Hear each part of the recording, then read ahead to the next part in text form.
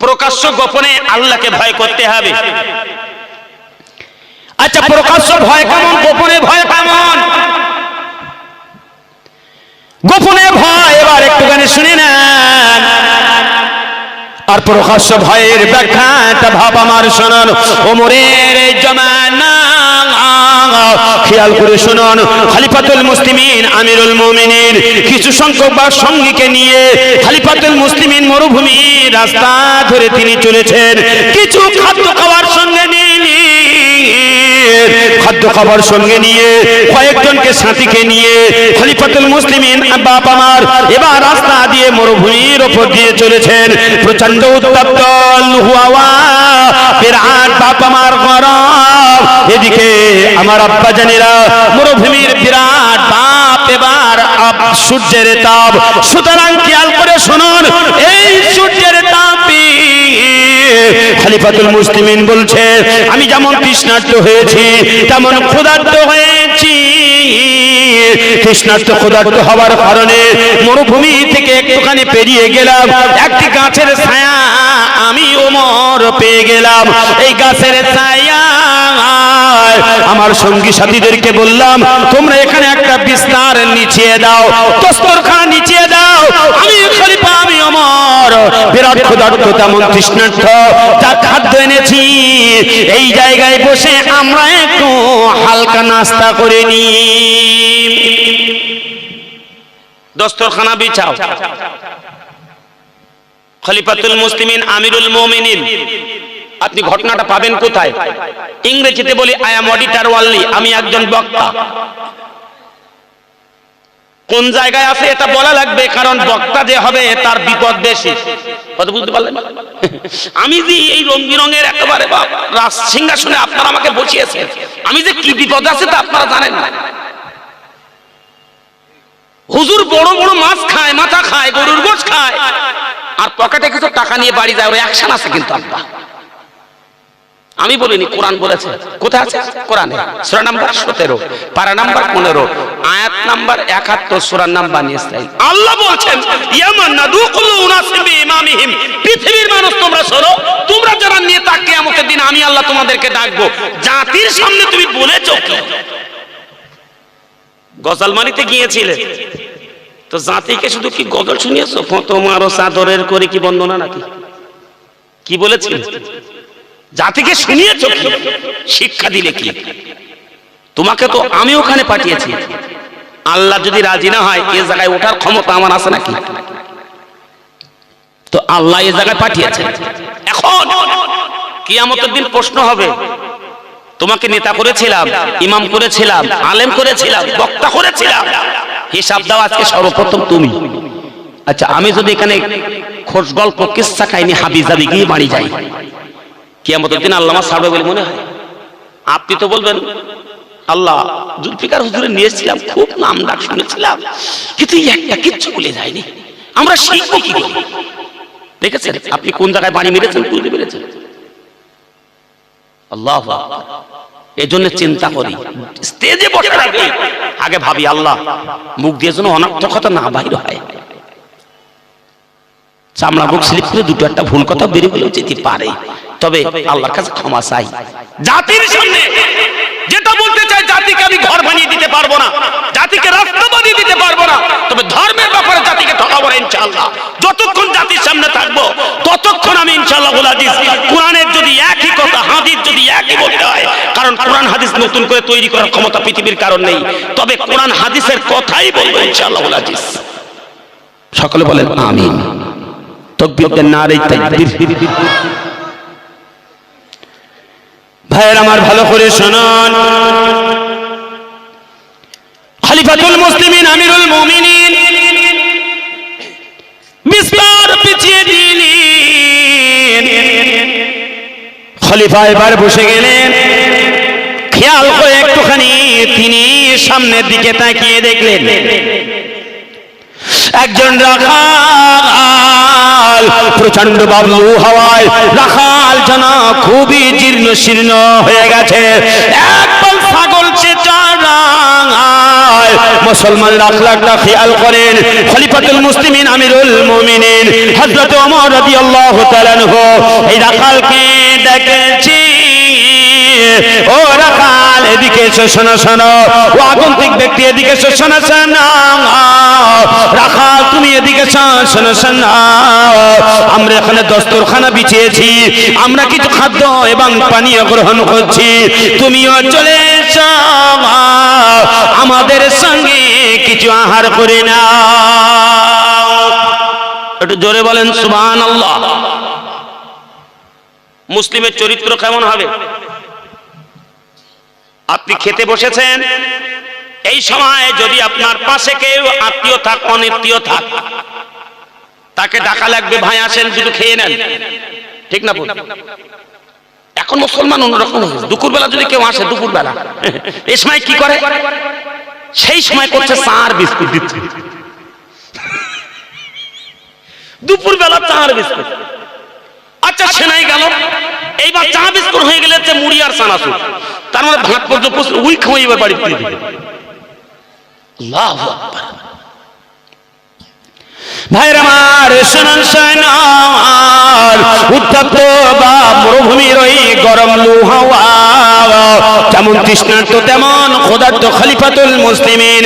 এ সময় বাপ যখন বাপ দস্তরখানা বিছিয়েছে, ওই আগন্তুক রাখালকে ডেকে বলছে, ও রাখাল এদিকে শোনো শোনো, এসো আমাদের কাছে এসো, এ জায়গায় বসো, তুমি একটু আমাদের সঙ্গে আহার করে নাও। রাখাল এ সময় বলছি, আনা সাইমুন, আমি হলাম রোজাদার, আমি এখন কোনো কিছুই গ্রহণ করব না। একবার জোরে জোরে বলেন সুবহানাল্লাহ।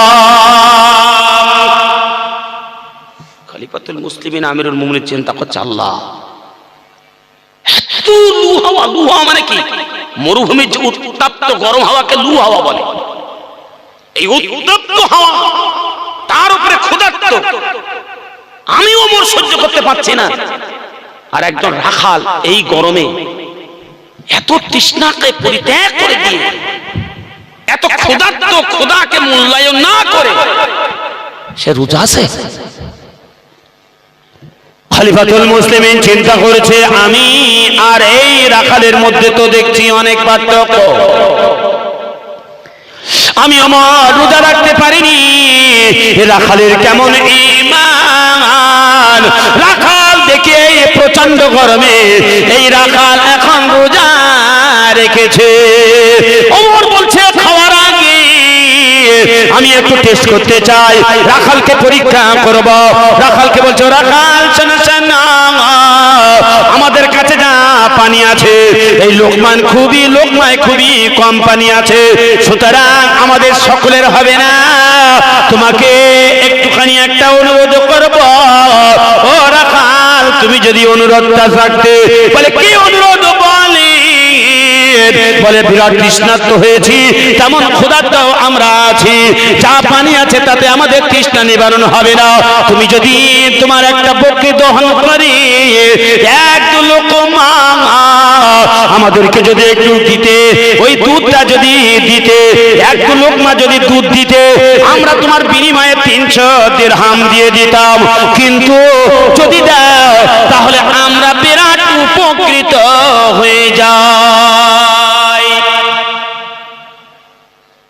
রাখাল বলছেন, আপনারা দুধ চাচ্ছেন, দিতে কোনো অসুবিধা নাই, তবে একটা সমস্যা আমার মধ্যে আছে। বলে কি সমস্যা? বল। রাখাল বলছে, শুনেন, আমি আমার মালিকের যে কাজ করি, মালিক আমার এই ভেড়া চড়ানোর, বকরি চড়ানোর দায়িত্ব দিয়েছে, কিন্তু দুধ দহন করি কোন আগন্তুককে দেওয়ার অনুমতি দেয় নাই। সুতরাং কোন প্রকারে দুনিয়ার এই মালিকের হুকুমকে পরিত্যাগ করে আমি ওই মালিকের কখনো নাফরমানি বান্দা হতে চাই না। সুতরাং যতই আপনি টাকার বিনিময়ে আমাকে টাকার লোভ দেখান না কেন, যতই আপনার আগন্তুক ব্যক্তি যায় অনুরোধ করেন না কেন, আমি এক লোকমা দুধ আপনাদেরকে দিতে পারবো না। খলিফাতুল মুসলিমিন চিন্তা করেছে, আমাদের ঈমান, এই রাখালের ঈমানের পার্থক্য আছে, ওকে আরো একটু পরীক্ষা করা যায়। রাখালকে বলছে, রাখাল শোনো শোনো, যাই হোক তোমার দুধ দেওয়ার দরকার নেই, তোমাকে বলি শোনো শোনো, তুমি তো রোজা আছো, তোমার রোজার জন্য ইফতারের ব্যবস্থা করে দেব, 500 দিরহাম দিয়ে দেব, একটা বকরি তুমি আমার কাছে বিক্রয় করে দাও, বকরির একটা রান তোমাকে দিয়ে দেব, ইফতার করার জন্য 500 দিরহাম তোমার দিয়ে দেব। তুমি তোমার মালিককে এটা বলতে পারবে, একটা বকরি বাগে খেয়ে নিয়েছে, নেকড়িতে খেয়েছে, তোমার মালিক তোমাকে কিছুই করবে না, 500 দিরহাম তুমি পাবে, ইফতারের জন্য একটা রানও পেয়ে যাবে। এত বড় সুযোগ রাখাল তুমি ছেড়ে না, অন্তত পক্ষে হলে এই প্রস্তাবটা গ্রহণ করো।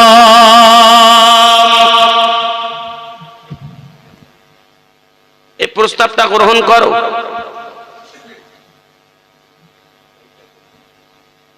রাখালের বাপ আমার মুখটা কালো হয়ে গেল। রাখাল বলছে, ও আগন্তুক ব্যক্তি, আপনি যে লোভনীয় প্রস্তাব দিয়েছেন গ্রহণযোগ্য অগ্রহণযোগ্য নয়। আমার মালিক হয়তো কোনো খবর বলতে পারবে না, আমার মালিক কখনো বকরি গণনা করে এটা ধরতে পারবে না, কিন্তু একজন মালিক আল্লাহ উপরে আছেন, তিনি এমন একজন রব, সবকিছুর তিনি খবর রাখেন। আসমান এবং জমিনের মধ্যে যা কিছু আছে, অদৃশ্যের চাবিকাঠি সেই রবের কাছে আছে। গাছ থেকে একটা পাতা পড়লেও সেই রব হিসাব রাখে, কোন জায়গায় কোন দানা পড়েছে তার হিসাব রব রাখে। সুতরাং এই রবের কাছ থেকে বাঁচতে পারবো না। কোথা আছে কোরআনুল কারীমের মধ্যে? শুনবা দেখে নেন বাবা মা 6, পারা নাম্বার দেখে নেন বাবা মা 7, আয়াত নাম্বার দেখে নেন বাবা 59, সূরার নাম দেখে নেন। আনাম আল্লাহ পাক জানিয়ে দিলেন, ওয়া ইনদাহু মাফাতিহুল গায়ব লা ইয়ালামুহা ইল্লা হুয়া ওয়া ইয়ালামু মা ফিল বাররি ওয়াল বাহর ওয়া মা তাসকুতু মিন ওয়ারাকাতিন ইল্লা ইয়ালামুহা ওয়া লা হাববাতিন মিন যুলুমাতিল আরদি ওয়া লা রাতবিন ওয়া লা ইয়াবিসিন ইল্লা ফি কিতাবিম মুবিন। একবার জোরে জোরে বলেন সুবহানাল্লাহ।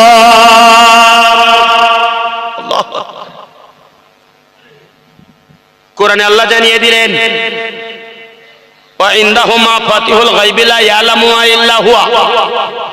পৃথিবীর মানুষ শোনো, অদৃশ্যের চাবিকাঠি আল্লাহর কাছে। আসমানের মধ্যে কি আছে, জমিনের মধ্যে কি আছে, কেউ জানে না, আল্লাহ জানে। কেউ জানে না, একমাত্র আল্লাহ খবর রাখি। মহান রব্বুল আলামিন জানিয়ে দিলেন, ওয়া মা তাসকুতু মিন ওয়ারাকাতিন ইল্লা ইয়ালামুহা।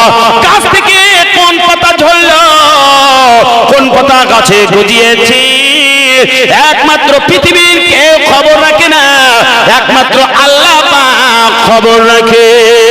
মহান রব্বুল আলামিন জানিয়ে দিয়েছেন, ওয়ালা হাব্বাতিন মিন যুলুমাতিল আরদি ওয়ালা রাতবি ওয়ালা ইয়াবিসিন। তোমরা যখন এক মুঠো সরিষার দানা জমিনে ছড়িয়ে দাও, এই সময় ওই দানার খবর তোমরা রাখো না, কোন ঢিলের তলায় আছে, কোন মাটির তলায় আছে, পৃথিবীর কোনো মানুষ এই খবর রাখে না। আমি আল্লাহ পাক জানি কোন জায়গায় লুকিয়ে আছে। আমি আল্লাহ পাক রব্বুল আলামিন সব কিছু কিতাবের মধ্যে লিপিবদ্ধ করেছি। তিনি আল্লাহ সব কিছুর হিসাব রাখেন। রাখাল আসমানের দিকে আঙ্গুলটা তুলে বলছে, লিল্লাহি মা ফিস সামাওয়াতি ওয়া মা ফিল আরদ ওয়া ইন তুবদু মা ফি আনফুসিকুম আও তুখফুহু يحاسبكم به الله فيغفر لمن يشاء ويعذب من يشاء والله على كل شيء قدير। একবার জোরে জোরে বলেন সুবহানাল্লাহ। রাখাল আকাশের দিকে আঙ্গুল তুলে বলছে, লিল্লাহি, তিনি হলো আল্লাহ, মা ফিস সামাওয়াতি ওয়া মা ফিল আরদ, যিনি আসমান এবং জমিন সৃষ্টি করেছে। ওয়া ইন তুবদু মা ফি আনফুসিকুম আও তুখফুহু ইউহাসিবুকুম বিহিল্লাহ। যা দুনিয়ার বুকের গুপ্ত আছে, যা প্রকাশ্য আছে, হাসিবুকুম বিহিল্লাহ, আল্লাহ পাক সব কিছু হিসাব রাখেন। তিনি কাউকে ইজ্জত দান করেন, কাউকে তিনি বেইজ্জত দান করেন। আযযিবু মাইয়াশাউ, তিনি কাউকে চাইলে শাস্তি দান দেবেন, কাউকে চাইলে তিনি ক্ষমা করবেন। আর তিনি হলেন সবচাইতে বড় ক্ষমতাবান। একবার জোরে জোরে বলেন সুবহানাল্লাহ। খলিফাতুল মুসলিমিন আমিরুল মুমিনিন রাখালকে বলছে, রাখাল তোমার কোন মালিকের কাজ করো, কোন জায়গায় বাস করো? খলিফাতুল মুসলিমিন শুনে বা যখন তিনি মদিনায় গেলেন, মদিনায় যাওয়ার পরে আমার বাপেরা সংবাদ পাঠিয়ে দিয়েছে, ওই মালিককে আর রাখালকে আমার কাছে হাজির করো। খলিফাতুল মুসলিমিন বসে আছেন, মালিককে বাপ আমার হাজির করলেন। এবার ওই রাখালকে তিনি দেখতে পেলেন। রাখাল বাপ খলিফাতুল মুসলিমিনকে দেখতে পেয়েছেন, তিনি তো জানতেন না ইনি খলিফাতুল মুসলিমিন। রাখাল বাপ আমার এবার খলিফার সামনে যে দাঁড়িয়েছে, খলিফাতুল মুসলিমিন বলছে, ও রাখাল ভালো করে শুনে নাও, আগামীকাল গতকাল আমি তোমাকে পরীক্ষা করেছিলাম, তোমার ইমানের কাছে আমি অনেকটাই মুগ্ধ। যে ব্যক্তি আল্লাহর এমন বান্দা যে প্রকাশ্যে আল্লাহকে ভয় করে, সে কখনো পৃথিবীর জমিনে কারোর গোলাম হয়ে থাকতে পারে না। যে আল্লাহকে ভয় করে, এমন ঈমান তৈরি করে, এ কখনো কারো গোলাম থাকতে পারে না। সুতরাং আজকে তোমাকে আমি আজাদ করে দেব। মালিককে বলছে, এক কাজ করো, বলো তুমি কি চাও, একে আজাদ করে দেওয়া হবে। বাপ আমার তার জন্য 300 বকরি আর বাপ 2000 দিরহাম দিয়ে ওই গোলামকে বাম আজাদ করা হলো। এর নাম হলো প্রকাশ্য ভয়। লু হাওয়ার মধ্যে বাপ আমার প্রচন্ড গরমের মধ্যে রোজা ছাড়লে না। বাপের আমার টাকার লোভের কারণে দেখেন একটা অন্যায় কাজে শরীক হলো না। ও মুসলমান শোনেছেন না, দুনিয়ার জমিনে তুমি 5 টাকাকে 100 টাকার জন্য জোহরের নামাজ কাজা করে ফেললে, 200 টাকা ইনকামের জন্য আসরের নামাজ কাজা করে ফেললে, দুনিয়ার একটু সুখের জন্য সুদের টাকা নিয়ে তুমি ঈমান আমল নষ্ট করে ফেললে। আজকে দুনিয়ার জমিনে বিবিকে ফাঁকায় নিয়ে যে তুমি কিছু ইনকামের জন্য বউ বাচ্চাকে আজকের বেপরদায় রাস্তায় ছেড়ে দিলে, তুমি প্রকাশ্য কখনো আল্লাহকে ভয় করতে পারো না। বিশ্বনবী জানিয়ে দিলেন, খশিয়াতুল্লাহ ফিসসিররা ওয়া আলানিয়া। 3 নম্বর রাসূল জানিয়েছেন, প্রকাশ্য যারা ভয় করে এবং যারা গোপনে ভয় করে। গোপনে ভয় করা তার মানেটা কি? ভাইরা আমার শুনুন। একজন শিক্ষক মশাই একজন শিক্ষক ছাত্রদেরকে বলছে, তোমরা আজকে সকলে আমার কাছে চলে এসো, তোমাদেরকে সকলকে আমি একটা করে আপেল দিয়ে দেব।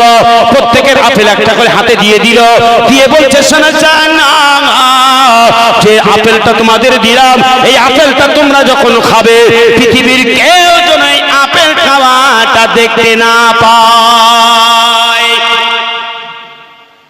ক্লাসে সব ছাত্রদেরকে একটা করে আপেল দিয়েছেন। ও বাবা, ছাত্ররা সব আপেল নিয়েছে।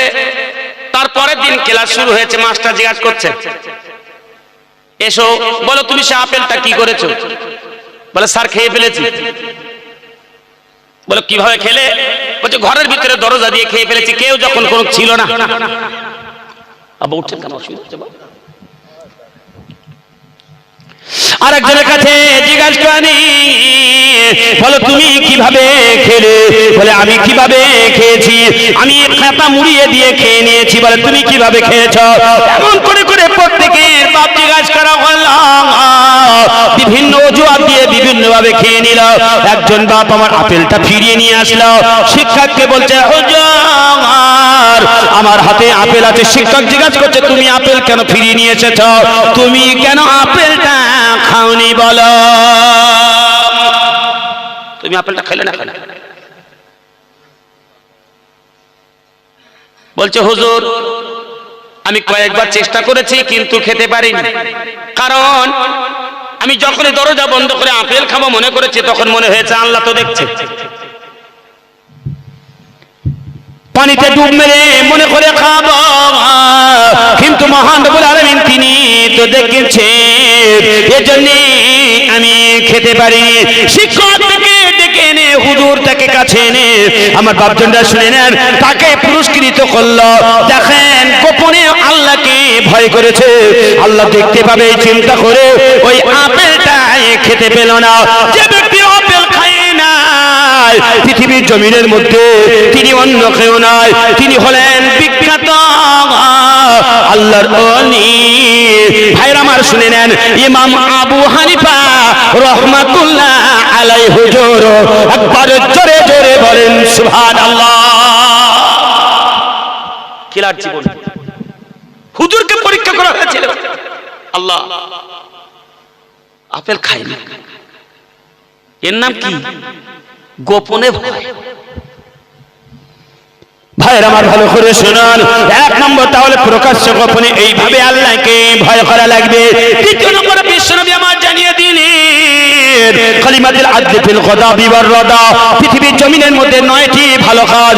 এবার শুনে নেন, বিচার যখন করতে হবে আল্লাহ রাসূল সাল্লাল্লাহু আলাইহি ওয়াসাল্লাম জানিয়ে দিলেন কালিমাতুল আদল বিল গদাবি ওয়ার রাদা, সে তোমার আত্মীয় হোক অনাত্মীয় হোক, বিচার যখন শুরু হয়ে যাবে হক কথা বলতে তুমি কোনোদিন পিছপা করবে না।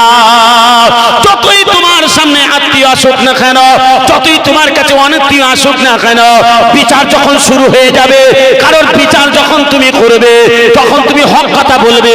সে তোমার দলের লোক, সে তোমার দলের লোক না, এই বলে কোনোদিন তুমি কোন প্রকারে কোলে পিঠে বিচার করতে পারবে না।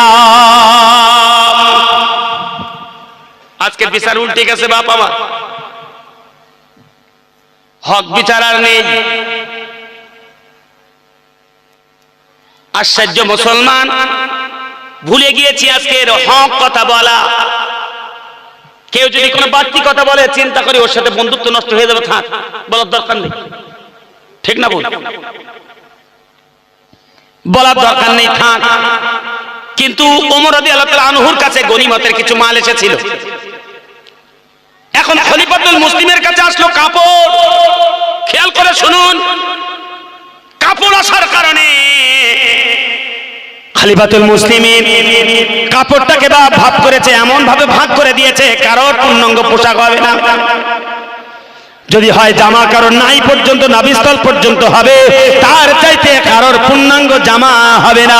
ভাইরা আমার শুনে নেন, কিন্তু সেই কাপড় দিয়ে খলিফাতুল মুসলিমিন পূর্ণাঙ্গটা জামা তৈরি করে জুম্মার খুতবায় উঠেছেন। সালমান ফার্সি সামনে বসেছিলেন। সালমান ফার্সি রাদিয়াল্লাহু তাআলা আনহু খলিফাতুল মুসলিমিন যখন জুম্মায় খুতবায় উঠেছে, ওমর রাদিয়াল্লাহু তাআলা আনহু যখন খুতবায় উঠলেন, সালমান ফার্সি সামনে থেকে বলছে, খলিফা আপনি নিচে নেমে কথা বলেন, আজ থেকে আপনার খুতবা আমরা কেউ শুনবো না। আশ্চর্য ব্যাপার, ইসলামের দ্বিতীয় খলিফা খুতবা দিচ্ছেন, আর এই খুতবা দিতে দাঁড়িয়েছেন, আর সেমত অবস্থা সালমান ফার্সি বলছেন খলিফাতুল মুসলিমের নামে, আজ থেকে আর আপনার খুতবা দিতে হবে না, আপনার খুতবা শুনবো না।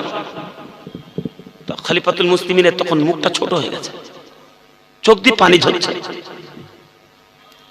সালমান ফার্সিকে জিজ্ঞাসা করছে, কি ব্যাপার, আমাকে খুতবা থেকে নামতে বলছো কেন? সালমান ফার্সি বলছেন, খলিফাতুল মুসলিমিন শোনেন, আপনি যে গনিমতের কাপড় ভাগ করেছেন, এই কাপড়টা দিয়েছেন আমাদের কারো জামা হয়নি পূর্ণাঙ্গ। আপনার একটা জামা হলো কি করে? নিশ্চয়ই আপনি তাহলে খায়ানাত করেছেন। কথা বুঝতে পেরেছেন? আপনি তাহলে খায়ানাত করেছেন। খায়ানাতকারীর বক্তব্য আমরা শুনব না। আমানতের খায়ানাত করে এমন ব্যক্তির বক্তব্য আমরা শুনব না।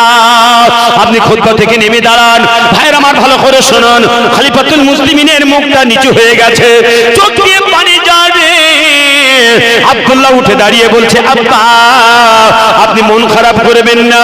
আব্দুল্লাহ উঠে বলছে, আমি আমার পিতার তরফ থেকে উত্তরটা দিয়ে দিয়েছিলেন। আমি বলছি গনিমতের মাল কাপড় যখন আসলো, আমারও অর্ধেক পাওনা হয়েছিল, আমার পিতারও অর্ধেক পাওনা হয়েছিল। আমি আমার অর্ধেকটা গ্রহণ না করে আমার আব্বার পূর্ণাঙ্গ জামা বানিয়ে দিয়েছি। এজন্য আমার আব্বা আজকের পূর্ণাঙ্গ জামা পরে খুতবা দিচ্ছে। তখন সালমান ফার্সি সাহাবীরা বলছে, খলিফাতুল মুসলিমিন আপনি খুতবা দেন। ভাইরা আমার ভালো করে শুনুন, এমন একজন খলিফা যদি একটুখানি সামান্য ভুলের কারণে সামনে যদি লোকজন প্রতিবাদ করে, সালমান ফার্সি যদি প্রতিবাদ করতে পারে, জাতির মুসলমান প্রতিবাদ ছেড়ে দিয়েছি, এই সৎকর্মটাই ছেড়ে দিয়েছি, হক কথা বলাটাই এখন ভুলে গিয়েছি। নামাজ যতই পড়েন না কেন, হক কথা ঠেলে দেওয়া মানে কবরের মধ্যে আপনার অ্যাকশন শুরু হবে। এক কথা বোঝা যাচ্ছে তো? হক কথা বলা ছেড়ে দিয়েছি। আল্লাহু আকবার। রাসূল সাল্লাল্লাহু আলাইহি ওয়াসাল্লাম বলেছেন, চার শ্রেণীর মানুষ এরা আমার দলের লোক না, এরা আমার উম্মতি না, এরা মরে গেলেই জাহান্নামে, এরা কবরে ঢুকলেই কবরটা জাহান্নামের আগুন দিয়ে ভর্তি করা হবে। এদের মৃত্যু যখন হবে, আজরাইল এদের মেরে মেরে জান কবজ করবে। হাদিস মুসলিম, আহমেদ, ইবনে মাজাহ, বাইহাকি, সানাতুন সহিহ।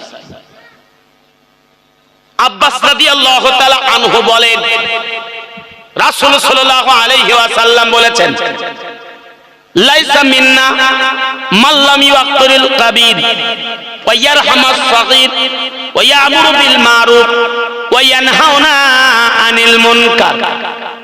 বিশ্বনবী আবার জানিয়ে দিলেন, যারা ছোটদের ভালোবাসে না, বড়দেরকে সম্মান করে না, ছোটদেরকে যারা ভালোবাসে না, বড়দেরকে যারা সম্মান করে না, সৎ কাজের আদেশ দেয় না, অসৎ কাজের বিরুদ্ধে প্রতিবাদ করে না, আমি নবী জানিয়ে দিলাম, এরা আমার কোনোদিন দলের লোক হতে কোনোদিন পারে না। এদের ঠিকানা হলো শয়তানি কারবার, এদের সঙ্গে শয়তানের হাসর হবে, জান্নাতে এরা কিন্তু যেতে পারবে না। কথা বোঝা যাচ্ছে তো আব্বা? ছেড়ে দিয়েছি তো। আল্লাহু আকবার। সুদকর দাওয়াত দিলে আমরা সবার আগে যাই, কি আয়োজন করেছিস? টানাসকে দেবো বিরিয়ানি দিয়ে হলো। আচ্ছা বলি কি বলি না? একবারও কি বলেছি যে এ ভাই তুমি সুদ খাও, তোমার এক দিরহাম কেউ জেনে বুঝে সুদ খেলে 36 বার জিনা করা সমতুল্য পাপ আমলনামায় লেখা হবে? আমি প্রকাশ্য দেখতে পাচ্ছি তুমি সুদ খোর, তোমার খাদ্য খাবো না। আচ্ছা একজন বলেছে?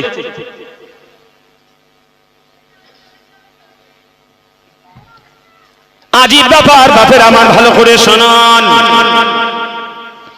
বেনামাজি মারা গেল, একজনে বললাম না এই বেনামাজির জানাজা পড়ানো যাবে না, এই বেনামাজির জানাজা যদি কে পড়ায় আর একজন বেনামাজি পড়াক, কোন ইমানদার মুসল্লি ওর জানাজা পড়বে না। কারণ আল্লাহ পাক রব্বুল আলামিন কোরআনুল কারীমের মধ্যে জানিয়ে দিয়েছেন, শুনুন, নামাজ নেই যার, আমল নেই তার, নামাজ নেই যার, এ কখনো আল্লাহর বান্দা হতে পারে না।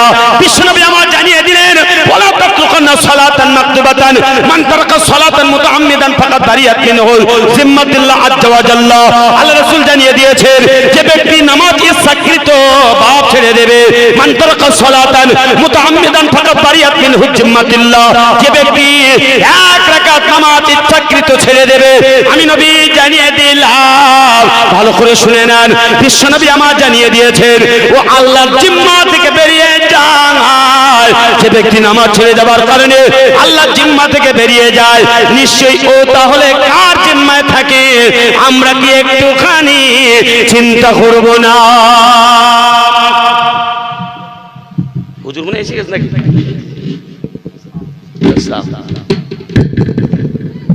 দশটা।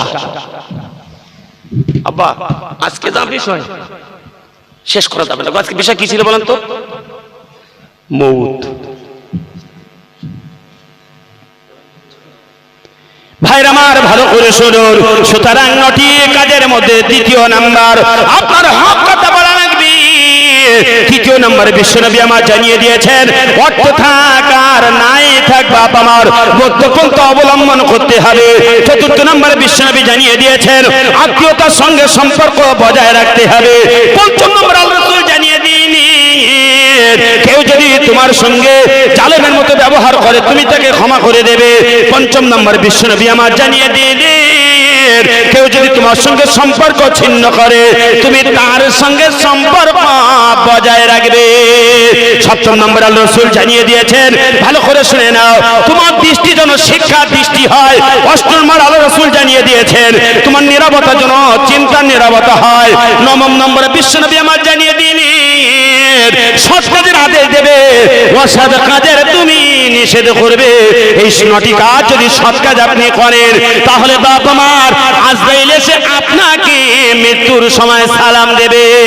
কোথা আছে বিশ্বনবী আমার জানিয়ে দিলেন, হাদিস দেখেন শাহরে সুন্নাহ আব্বাস রাদিয়াল্লাহু তাআলা আনহু বলেন, রাসূল সাল্লাল্লাহু আলাইহি ওয়াসাল্লাম জানিয়ে দিয়েছেন, শুনুন, আজরাইল ওই 9 ব্যক্তি 9টি কাজ যারা করবে আজরাইল ওদেরকে সালাম দেবে, আসসালামু আলাইকুম ইয়া ওয়ালিউল্লাহ, কুম ফাতুজ মিন দারিকাল্লাতি খারাবতাহা ওয়া দারিকাল্লাতি আমারতাহা। একবার জোরে জোরে বলেন সুবহানাল্লাহ। আয়াত তুলেছিলাম।